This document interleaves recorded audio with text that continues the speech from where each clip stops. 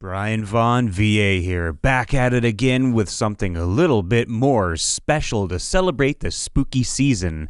With Halloween around the corner, it's time for some great NPC murdering stories. Our party of 4 consists of a tabaxi fighter, a turtle wizard, a half-elf fungi druid, and they are on the walls fighting off a blue dragon attacking a castle. The 3 large adventurers wear down the dragon until it comes close enough to the wall. Their out tabaxi is hurled by our turtle, rolls a nat 20, to land on the back of the beast, drive both swords into the back and sides down the beast, ripping open its back, electrically charged blue blood raining down from the sky. A wing tendon severed. The dragon goes down, tabaxi holding on to dear life, surviving the crash. And with another nat 20, she finished the blue beast by ripping the lower jaw from its skull and bashing its brains in with it. Man, that's metal. Meanwhile, attempting to utilize our strengths, the party decided to send the last player, the gnome bard chaotic neutral, previously a pirate, named Tolki Scruffybottom, off on an intelligence quest. A cultist had been captured, but no one could get her to crack. Down a few staircases, and after telling the guard escort that the only way he can gain information is to go it alone, Tolki casts disguise self. With high performance and deception, the gnome passes off as a compatriot of the imprisoned cultist, and gains all the relevant information needed, saying, "I need to know what the rest of your quest was. The mission must succeed." Armed with that knowledge, he continues, "I cannot find the key, and I will be found soon if I stay. You know what must be done." The woman captive silently nods, gives an armed cross salute.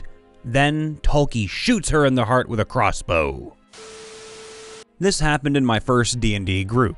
It was an issue with language and accent. Let me set this joke up first by telling you that in my language, Dutch from the Netherlands, the word for axe and bell sound extremely similar, especially in our local Rotterdam accent. Axe would be, I believe, Jill, and bell would be bel. PCs are all in a tavern. My DM describes a man running into the tavern with an axe held high. One player immediately responds by attacking the NPC with the axe, critting and chopping his head off in one clean swoop. Yeah, you guessed it. It was not an axe, it was a bell. It turns out it was a town crier who came with very important information for the character's next leg of the journey. Whoops oopsie.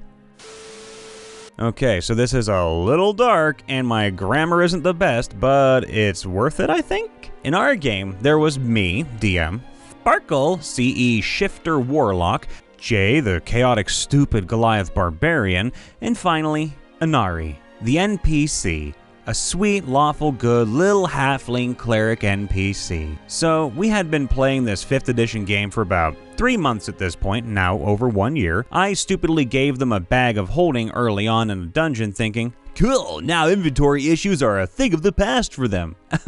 Boy, was I wrong. This whole time, every time any creature or person was killed, D or S would always bury the bodies, whilst the other would lead the NPC away.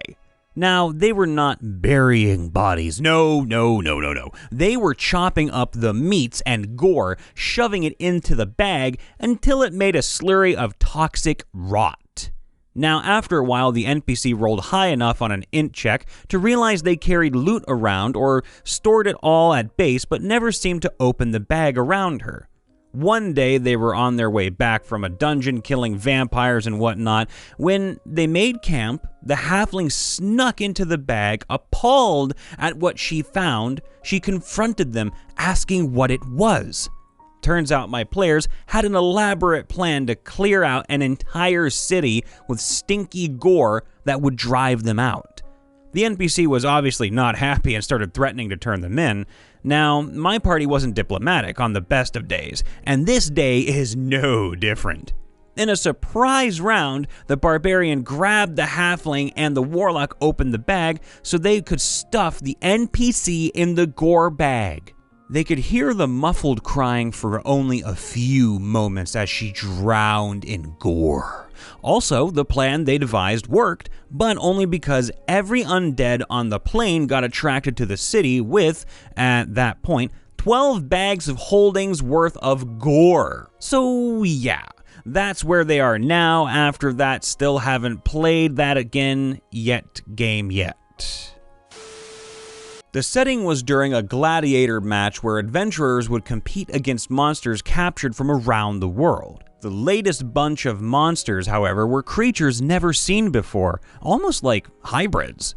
While the party was in the arena overseer, Harlan McDonald, was murdered by a band of elves as they tried to retrieve their creations and cover up their scheme. A love interest of one of my PCs was the main suspect as she had access to Harlan, the means to kill him, and plausible reason. They first started their investigation at Harlan's home, where he had a wife and an adopted half-elf daughter named Laura. They also had plenty of named servants and bodyguards that they could obtain information from in regards to the creatures they fought in the arena. Except they decided the 8-year-old child of the lord that was murdered was the most suspicious of everyone there because I hinted at her soft yet powerful way she spoke as if her words were sung as she spoke.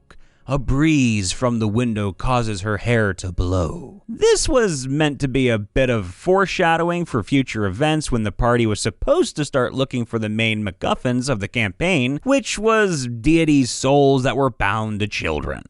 The souls needed to be unbound from the children before something happened to them, as if the child died, the deity would die too. You can probably see where this is going. But there is more to the story in regards on how I'm undoing this slight miscalculation. Rather than take their findings to anyone or investigate the arena or follow up on any of the other leads they had, they instead snuck into this child's home and attempted to stab her in the chest. Thinking fast, I said that the dagger failed to pierce the skin. They tried several other things before the bard cast sleep on this little child. After that, the formerly neutral good bard took a pillow and smothered the child until she was dead. Meanwhile, the rest of the party fended off the guards in the mansion, trying to simply neutralize the guards rather than kill them during this murder of a young girl. After all, these guards and servants could simply be under the influence of this harpy. They aren't aware of what they're doing. The rationale here. Now the party is tasked with attempting to figure out why the wind has stopped blowing in the world. It will eventually lead them to needing to perform a ritual that will require one of them to sacrifice their player character so that player can replace the goddess of the wind that they murdered to undo their mistake. It's a bit long, but I think my favorite NPC murder was in the introduction of my character at the table. We were playing Pathfinder, and I was playing a half-elf summoner who had her aging suspended when she made a pact with the entity that became her eidolon to spare her life, and learned some important lessons about the Fae along the way. For all intents and purposes, she appeared like your typical young, edgy middle schooler who had just found out that swear words make adults upset. Anyhow, she had come to town and was taking odd jobs to keep body and soul together, and when the campaign started, she was sweeping up at Madame Olympia's tavern and inn. Olympia was a warm, matronly figure who apparently took in just about any ragged kid off the street, because she was just bringing in a recently orphaned child when the party was starting to assemble. The girl's parents died in a fire. Oh, so tragic. These sorts of things don't happen in a nice place like this, etc. Well, my character was an absolute ass to this little girl, giving her the cold shoulder and snubbing her at every turn. The other introduced party members got rooms for the night, and poor little orphan Annie gets a room all to herself, which my character barricades from the outside before walking out with brisk determination. So far, the other players at the table just think my character is probably going to be revealed to be some edgelord rogue with the world's most predictable personality, but then the DM began to narrate in a low, quiet tone. Kira, as you walk further from the tavern, you feel an odd sensation prickle down the back of your neck. No I don't, my character insists as she power walks away. Not today. You get a little further down the main road. something is telling you you need to go back. No? My character says, her voice losing its confidence, growing a bit more desperate. Please, not today. I roll a will save, it's entirely for show. The DM and I have worked all this out ahead of time, of course. She fails and stops in her tracks at the edge of town. You feel a cold sensation on your shoulders. Your friend really thinks you should go back. Please, I don't want to. She's been through enough. My character pleads as she turns and starts walking, slowly at first, back to the tavern. My friend, the DM informs us, is pleased. My character returns, quietly breaks down the barricade, and knocks on the orphan girl's door. It's Kira. Hey, I'm sorry I was such a jerk to you today. Can I come in? I say shakily. The NPC girl lets my character in. She enters with no smile. The door swings shut. It locks from the inside. The DM lets this moment hang in the air for a second before turning to the next character at the table to be introduced. All right, your character is sailing on a ship, he begins, tone bright and cheerful, as the tension is broken with strangled cries from the other players wanting to know what the heck is up with my creepy demonic murder child. The day after the party left town on our first quest, we were told a crown's guard rode into town asking if anyone had seen a young half-elf girl with short hair, wanted in connection with several disappearances of other children. We were quite a few sessions in before Kira finally stopped using her class abilities to summon nature's ally and summon monster, and instead cast summon Eidolon in an emergency, revealing her Eidolon to be Slenderman. He used her to take children for his own unknowable purposes. Not sure if this counts, but my two friends and I were in a cave with an escort played by the DM, and we decided to throw him into a chest and lock him in because we thought he was evil, which he turned out to be completely innocent. I thought to throw a torch in with him, but the chest was already closed. I decided to stab my short sword through the keyhole and kill him.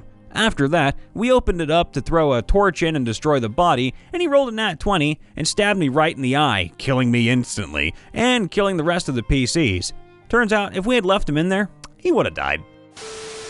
Hey, Brian Von VA here. Thanks for listening in today. Make sure to leave a like on the video and using a bonus action, subscribe if you haven't already. And if you'd like to submit a story, go check out r/MrRipper and leave one on there, as you never know if we'll read it live or in a video. Links are in the description below. And hey, before you go, see that big happy face on screen? That's me, your narrator for today, Brian Von VA. Be sure to stop by on my YouTube for some good gaming content and some voice acting tips, tricks, and challenges too. With that said, leave some love in the comments and tell us all how you've been, what you're doing, and what you're up to this month. Be safe out there, be happy, and we will see you next time. Bye for now.